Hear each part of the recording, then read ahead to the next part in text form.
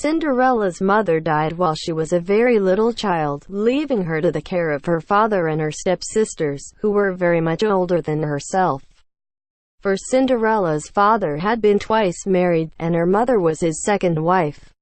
Now, Cinderella's sisters did not love her, and were very unkind to her.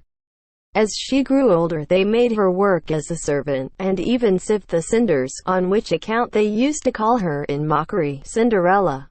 It was not her real name, but she became afterwards so well known by it that her proper one has been forgotten.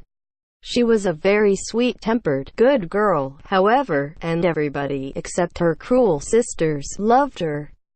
It happened, when Cinderella was about 17 years old, that the king of that country gave a ball, to which all ladies of the land, and among the rest the young girl sisters, were invited. And they made her dress them for the ball, but never thought of allowing her to go there.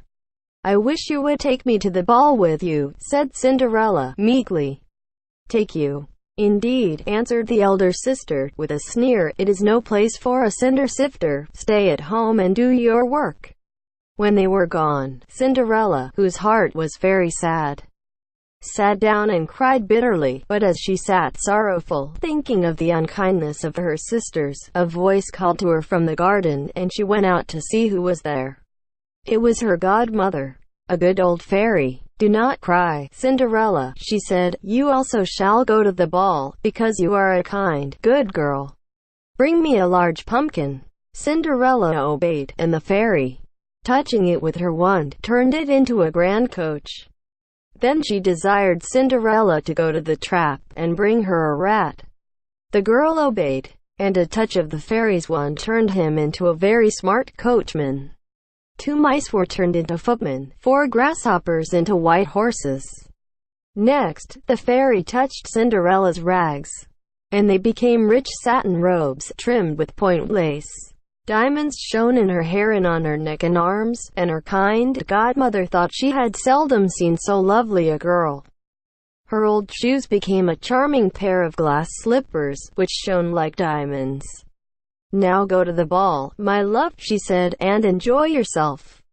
But remember, you must leave the room before the clock strikes 11. If you do not, your dress will return to its original rags. I approve of pleasure, but not of dissipation, and I expect that you will show your gratitude by obeying me." Cinderella kissed and thanked her godmother. Then she stepped into her coach and drove off with her footman behind, in great style. The fairy, when she was gone, returned to fairyland. Cinderella was received at the king's palace with great respect. The Lord Chamberlain bowed low to her, thinking she must be a very great lady by her dress and carriage, and he showed her at once into the ballroom. She was so beautiful that everybody looked at her, and wondered who she was. And the prince asked her to dance with him, and afterwards would dance with no one else. But she made haste to leave a little before the hour fixed, and had time to undress before her sisters came home. They told her a beautiful princess had been at the ball, with whom the prince was delighted. They did not know it was Cinderella herself, and she was amused to hear them admire her grace and beauty, and say that they were sure she was a royal lady. The prince was quite vexed when supper time came, and he could not find his beautiful partner, and no one had seen her leave the room. But in hopes of beholding her again, he persuaded the king to give another grand ball. As soon as her sisters were gone to it, Cinderella's godmother arrived.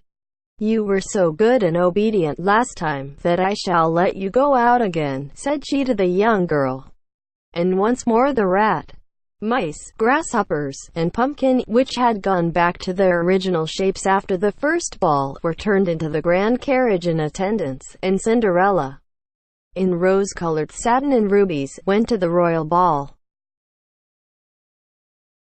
Directly the prince saw her, he asked her to dance, and would have no other partner, and as he led her past her 2 unkind sisters, she saw them look at her dress with envious eyes, and knew that they wished they were as beautiful, and as well dressed as she was.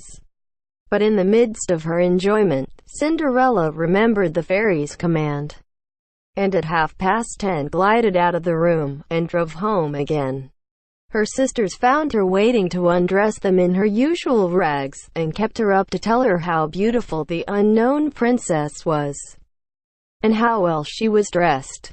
Again the prince was vexed at the sudden disappearance of the beautiful stranger, and once more he persuaded the king to give a grand state ball.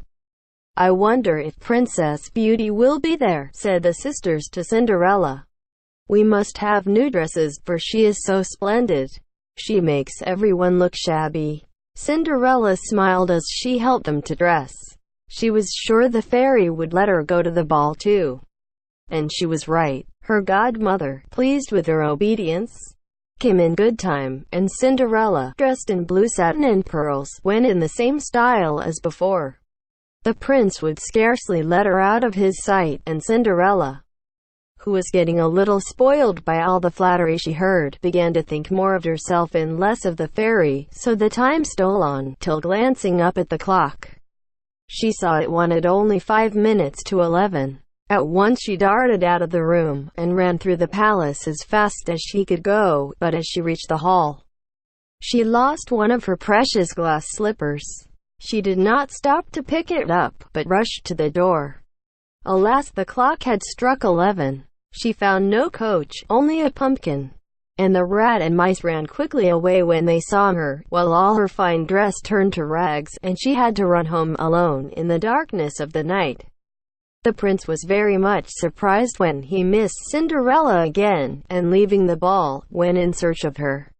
He asked all the attendants, but no one had seen her. And when enquiry was made of the porter, he said that no one had gone out of the palace except a poor ragged beggar girl. However, the prince's search was rewarded by his finding the glass slipper, which he well knew belonged to the unknown princess. He loved Cinderella so much that he now resolved to marry her, and as he felt sure that no one else could wear such a tiny shoe as hers was, he sent out a herald to proclaim that whichever lady in his kingdom could put on this glass slipper should be his wife. All the great ladies who wished to be princess tried to put it on, but in vain. Cinderella's sisters tried, but could not get it on, and then Cinderella asked if she might try. They laughed at her, but the prince, hearing of her wish, sent for her. She went with her sisters in her poor dress but very clean, and at once put on the slipper. Then she drew the fellow of it from her pocket, and slipped it on her other foot. The prince, who had thought the moment he saw her that the poor girl was very much like the beautiful princess, was delighted. He insisted on Cinderella telling him her story, which she did very modestly, and all listened with wonder.